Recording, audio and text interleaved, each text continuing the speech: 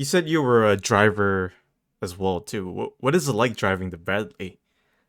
Um, it's funny because driving a Bradley is pretty much just like driving a car.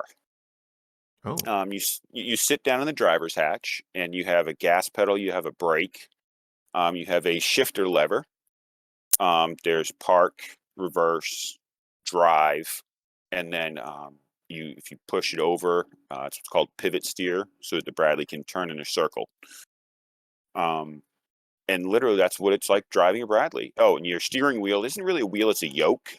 So it's just kind of like two handles. Yeah. And if you turn it to the left, you go about 45 degrees. That's full turn to the left and full turn to the right. Um, thing about the Bradley is it's an automatic transmission. And you Hmm. think, well, you can't stall an automatic, right? No. I mean, can you start your car? No. Well, in a Bradley, you can. Oh.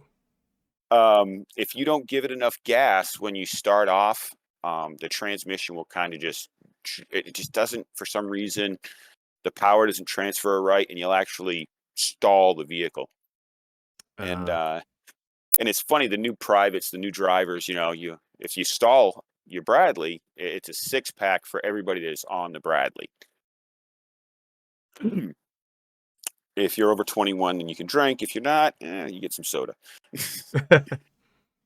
But yeah, it's very you know, driving the Bradley is very interesting because when you're in the driver's hatch and you have your hatch open, you bring your seat up and you can see, from the front left of your vehicle to about the 1 o'clock. Everything past that to your right is completely blocked by the radiator and the engine and the armor. Um, and then, the whole back of the vehicle, there's no well, when I was in, there was no cameras or anything like that. The newer A3s and I think the A4s actually have Rear cameras. cameras. Yeah. Yeah, to help the drivers. Um, I can remember one of the worst ones is driving a Bradley back, in the 90s. You had what was called the VVS2, which was the driver's night sight. And what this was you would take the center periscope. And for those that don't know, periscope is literally just a chunk of glass. And when you look in one end, it's a chunk of glass, there's a mirror in it. It goes up, it hits another mirror, and it looks out. And this is what you look through. The Bradley driver has, I think, five of them. Well, back in the day, what you would do is you take your center periscope completely Yeah. out, and you take this VVS2, which was this like 6 inch around TV screen, I guess, and you'd put it and you'd slide it up in there and you'd lock it into place where the periscope would go. You'd have a little on the top, it had like a little camera essentially. It was like 1970s technology. Couldn't see anything. It was, Gen 1 night vision, green and black. You couldn't tell anything.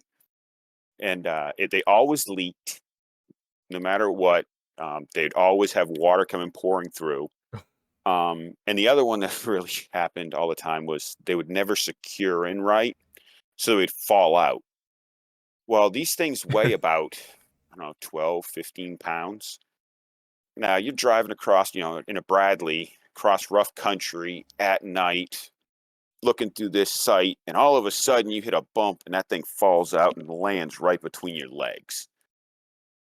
And all of a sudden the Bradley would just stop. And the gunner and the commander are like, hey, what's going on? Let's go, go, go, go.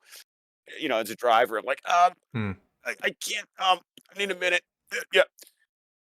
Yeah. It was, you know, things like that, some funny stories. Um, a serious story. One of my buddies I went to basic training with, when we were at Fort Hood, Oh no. they were doing a night operation, a platoon live fire uh, for Bradley qualifications. And he had pulled up onto this fighting position, and he pulls up and he backs down. He comes back up again. He thought he was squared on the position, but he wasn't. And he came up on the side, and the Bradley ended up rolling over, um, shifted over. Luckily, it rolled over to the right side, And at that time, the SOP, or the standard operating procedure, was for the Bradley commander to have his hatch at the Hmm. 90-degree straight up position. Because as the commander's standing up out of the Bradley, if you start to roll over, the gunner's responsibility is to reach over and hit you in the back of your knees as hard as you possibly can. What that's going to do is that's going to buckle your knees, and that's going to make you fall into your seat and fall into the turret. Yeah. Um, Reason being, they had again, real world experience, the same range about a year prior. First Cav had a Bradley roll over, and the lieutenant was killed because he had his hatch all the way down. So, your learning experiences. In terms of training, were you guys ever trained with, you know, dismounting when your vehicle's hit? And how was that like? Um, so we did do Kazovac drills, um, and so if a Bradley gets hit, depending on where it gets hit, how it gets hit. Um, when I was in Iraq, my how to, so I was in one unit prior to Iraq, and then in Iraq I was in another company. My company that I was in before Iraq, uh, one of my buddies, his Bradley, got hit by a T-72 at Baghdad International. Hmm. Um, and what had happened was they had pulled up on an overpass, and a T-72 had saw them, and they fired the 125 millimeter main gun, and it hit dead center, perfect shot. Luckily, the dismounts had already dismounted out of the back at that time, and it was just the crew, the driver, the gunner, and the commander. And the round impacting had blown the Bradley commander out of the turret. The gunner, from the quick flashover that hit, lost all of his facial hair. Oh no. Um, the cargo hatch on the back of the Bradley, where you reload the tow launcher, had been completely blown open. The ramp, which has, I do believe it's about 1 inch steel hooks that hold it up, were completely sheared off and blown down. The driver had enough awareness to punch it and get him off the overpass before the tank could get a second hit. All three of them were fine, survived. Hmm. Um, so yes, what would happen? What did they do next? Another Bradley came up, and they found out what was going on. There just happened to be an Abrams in the area towing another Abrams that had broken down, and ended up killing a T-72. What they assumed was that one. Come to find out, it wasn't, and it was actually the dismounted squad from that Bradley that ended up firing 2 Javelin missiles and killing 2 T-72s Oh. um, at that time. So back to the um, so what happens there is essentially your Bradley gets hit. You're a casualty at that point in time, um, and you're probably going to get medevaced at least back to a aid station or something like that. Your Bradley is going to go back, and it's going to go all the way back to the depot to get repaired, and you become a regular infantryman now. As for casualty evacuations, um, crewmen wear a Nomax suit, um, and in that suit, there's straps that pull out that you can grab. And what it does is essentially it puts nylon straps underneath the shoulders and around the waist, so that if you become a casualty, they can grab you and pull you out. Hmm. Um, but yeah, that's one of the things you practice on. Also on a Bradley, there's the thing. It's called a dead man's cable, and essentially what that does is around the ring of the turret on the Bradley, there's a shield of just thin metal, but so you can't put your hands in stuff. But there is 2 spots where you can put your hand in and grab a cable. And what will happen is that cable actually pops the commander's hatch. open. Oh, sorry, the gunner's hatch open, so that you can get down inside of the vehicle, inside of the turret if you need to. Okay. Um, so you were also a gunner too with the hmm 25 millimeter gun. How did it operate, and yeah, how did you use it? So the Bradley is an electrical operated chain gun, dual feed, so it can be fed from two different ammo cans. Yep. One is, I do believe, if I remember correctly, I think it's 270, and the other one's 30. I can't remember off the top of my head. Oh no, sorry, 70 rounds in one, 230 rounds in the other. These cans are loaded depending on what Bradley you are in the platoon. Usually, the commanders may go with a high explosive 230 rounds and then 70 of armor piercing, whereas the wingman might go with 70 high explosive and 230 armor piercing, depending on what you expect to see. Um, so the gun can be fired also manually, which is I luckily never had to do that. But you put a hand crank on the actual feeder, which is the top of the gun, and you rotate it. I think it's 8 times, and it will cycle the gun through, and it'll actually fire the gun and extract the round. The 25 pretty much works like any other machine gun. There's a bolt. It takes a round. It strips it off a link. It puts it into a chamber.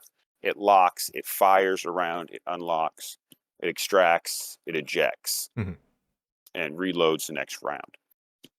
Um, so the 25 is usually used for depending on what you're shooting. Armor piercing is used against armored threats. High explosive is used against light skinned vehicles and dismounted infantry over 800 meters. Anything under 800,000 meters, that's when you use your 240 Charlie, your 7.62 machine gun. Hmm. Um, but yeah, the 25 Mike, with high explosive rounds, essentially what you're doing is you're throwing a hand grenade out to 3,000 meters.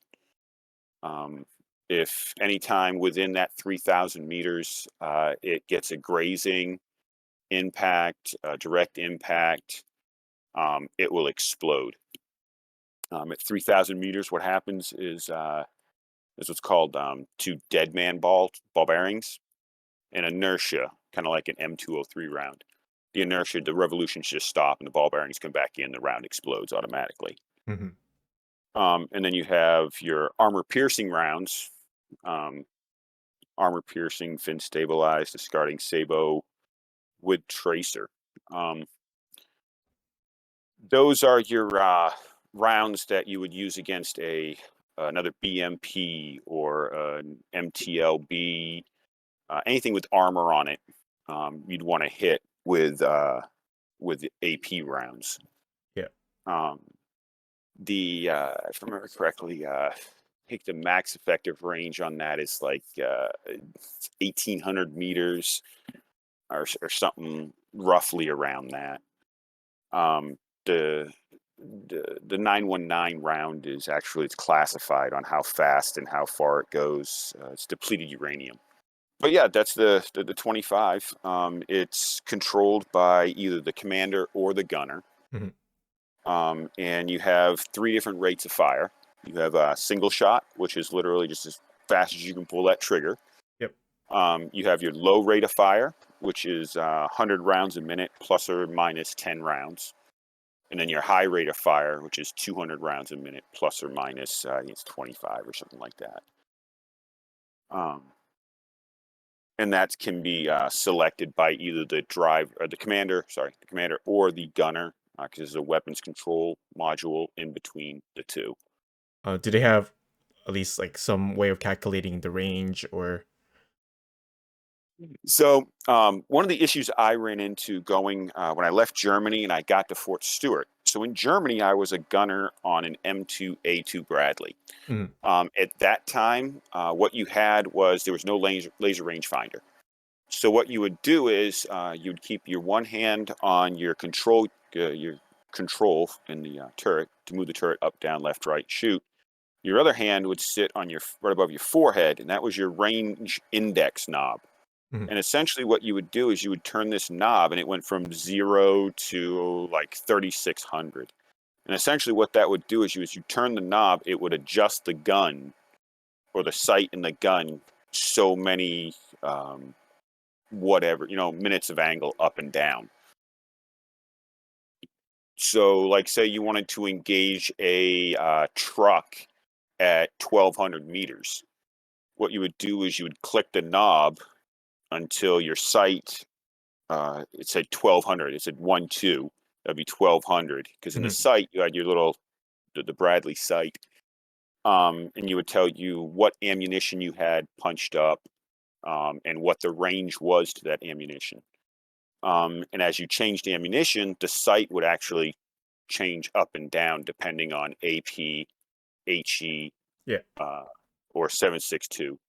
And then if you use the tow launcher, that was a totally different reticle. It was a crosshair instead of that. But so when you fire back in the day when you fired the 25, you had to your gunner, your commander would give you your fire command. Gunner, Sabo PC 1 200, um, and the gunner. So what that means is you're giving an announcement to the crew. You're telling the gunner, um, you have a armored personnel carrier at 1,200 meters. You're going to use AP ammunition. Gunner says identify as soon as he can see the target. At that time, the Bradley commander says driver up. The driver will drive up a little bit to bring the turret up to where the gunner can engage. The gunner will fire, usually, depending on if you're going, if it's the same ammunition, you would fire one round, a sensing round, we called it. And Yeah. that would be boom. And then once you saw where that round would land, you would do BOT, burst on target. So if you landed short, you'd bring your turret up, you'd bring your elevation up a little bit, fire 3 rounds. Boom, boom, boom. See where those rounds landed, bring it up. Boom, boom, boom. And that's how you engage your target. Um, So you'll adjust on the on site, basically. yes, it burst on targets, what it was called. Mm, So you fired your sensing round. Now, sensing round, if you were switching from, let's say, HE to AP or AP to HE, you had to fire 2 rounds because your first round would be whatever the last round you fired was. mm. So, say you did a high explosive engagement, you fire your 3 rounds, ceasefire, driver back, you switch over to AP ammo. Well, when you come back up, you have to fire 2 rounds because that first round is going to be a high explosive round that is already on the face of the bolt. Mm. The second round you fire will be your armor piercing round, and that is where your actual round is going. Um, with the new the ODSs and the A3s and the A4s, that's all taken into effect now with the laser rangefinder. As soon as you laser it, it compensates everything, adjusts it. There's no more sensing round. You just literally start going right into 3 round burst. Uh, Um, but that's another advantage of the Bradley, is the Bradley is stabilized. So what that means is as the Bradley is driving across terrain, the bottom of the Bradley with the tracks can go up, down, left, right, forward, backward, whatever. As long as the gunner or the commander is holding on to the grips, the power grips on his station, that turret and that sight will not move off of that spot. mm. So you can be doing 20 miles an hour bouncing across the terrain, and that sight is going the gun's going to move up and down and stay on that target, independent from the hull. Yeah. Um,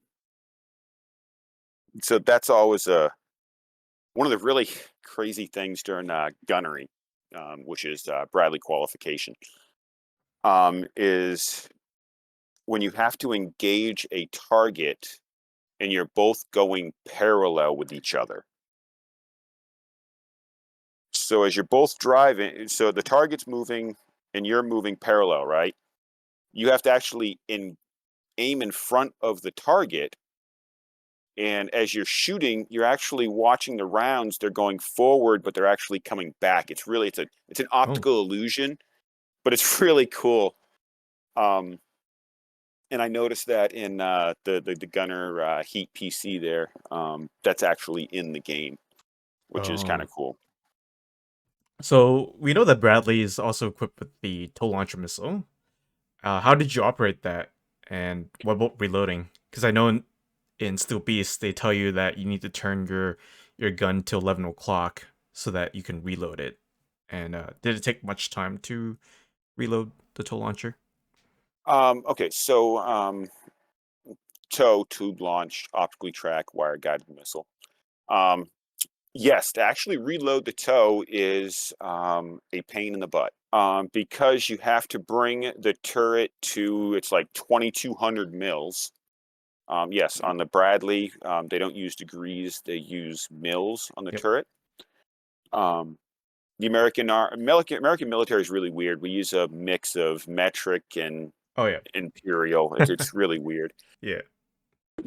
um, but yeah, and then you got to max elevate the gun when you're at that mills because what happens is the guys in the back, if it's a cavalry version, you have your two reloaders. If it's an infantry version, hopefully you have your infantry squad back there. And what will happen is you have to rotate it because that brings the launcher to the correct angle where they can push down a button and open a handle and take out the spent tubes and then put new tubes in. And if you aren't within that certain area, which mind you, on the turret, there's actually a little marking area where the gunner can look on the side and it says tow reload. Okay. And that tells you got to get it in that area and then elevate the gun.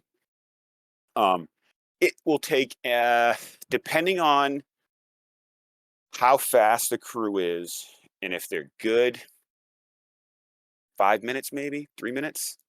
To reload a tow launch. Yeah, Wow. yes. You understand, you got to get that launcher over, you got to bring the gun up, then you got to open up that hatch. As you know, it's not usually a one man, it's a two-man crew, two guys because it's reinforced on top. You got to get that up, and then you got to undo the tow from the storage facility, unless you got it pre-prepped. Um, Take out the two old tubes and then put in the two new ones lined up perfectly, and then lock the handles, close your hatch, and then bang on the turret. So it takes it's not like it's a quick, fast, and hurry thing. And then also you got to remember the tow tube Bravo is what 70 pounds. Mm. So now you're in full combat gear in the back of a Bradley, if it's an infantry version with 6 or 7 other guys, trying. Can you see what I? Yep. Yeah, it's just cramped room, and that's why it takes so long. And realistically, if you're doing a tow reload, you are gonna find you a turret down defilade position, somewhere where you have security. There's no one's gonna hit you, and you Yep. have your wingman pulling security. It's not one of those things of, oh, I fired 2 toes, only put 2 more in. No, you need to, if you fired 2 toes at something, you need to get the heck out of the area and go find you a place to hide to give your guys time to reload.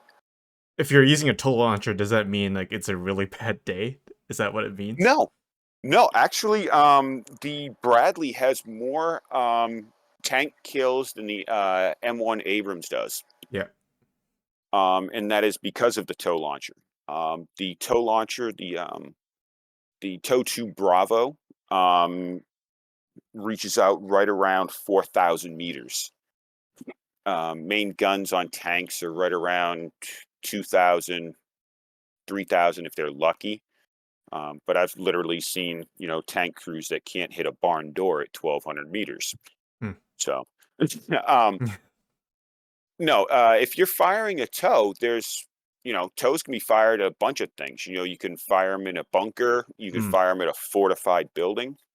Um, in Iraq, the 101st used a tow launcher on a Humvee to take out Uday and Qusay, Saddam's sons, Hmm. in northern Iraq, because they'd gone into a raid and they were too fortified, so they just fired. I think it was two or three tow missiles into the building. Right. Um, the thing with the tow launcher is there's a minimum arming range, and then the other thing is you can't fire it across water, and you can't Oh. fire it across other power lines because a tow launcher, as it says, is tube launched, optically tracked, wire guided. There's two pieces of wire that come out the back of the missile that attach to the launcher on the side. And that is what tells the missile where to go. So when you go to fire a tow, I know in the game it probably has it, but you punch tow or you bring up your tow launcher, in an infantry every time you stop for more than 30 seconds to a minute. If you're going to be there, your tow launcher comes up. Why? Because you never know. It's better to have it than sitting there trying to raise it because it takes about a minute to get up. Hmm. But you punch up tow, and you punch up it goes through a self test.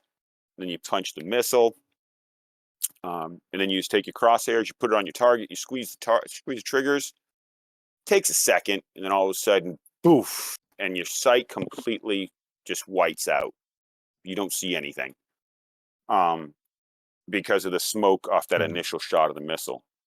And then the next thing you know, that missile's down range.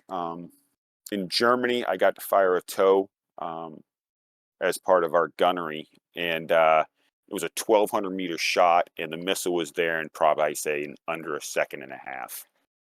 Um, the biggest mistake everybody makes with tow launchers and dragons is what they try to do is they try to fly the missile.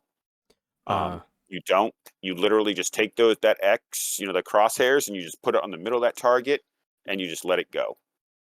Um, because the missile will actually the sight tells it where to go, and yeah, there's a sensor in the back of the missile that the integrated sight unit picks up, and it tells the missile where to go.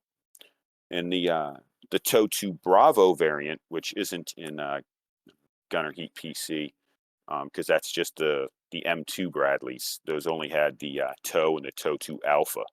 Hmm. Um, difference between an Alpha and a Bravo, was the Bravo is a top attacked variant. So what it does is it goes about 6 feet over the target, and then two steel penetrating rods penetrate through the top of the turret Right. of your target. Um, like I said, I've read an article because I try to keep up on Bradley's. I did it for 12 years, but Yeah.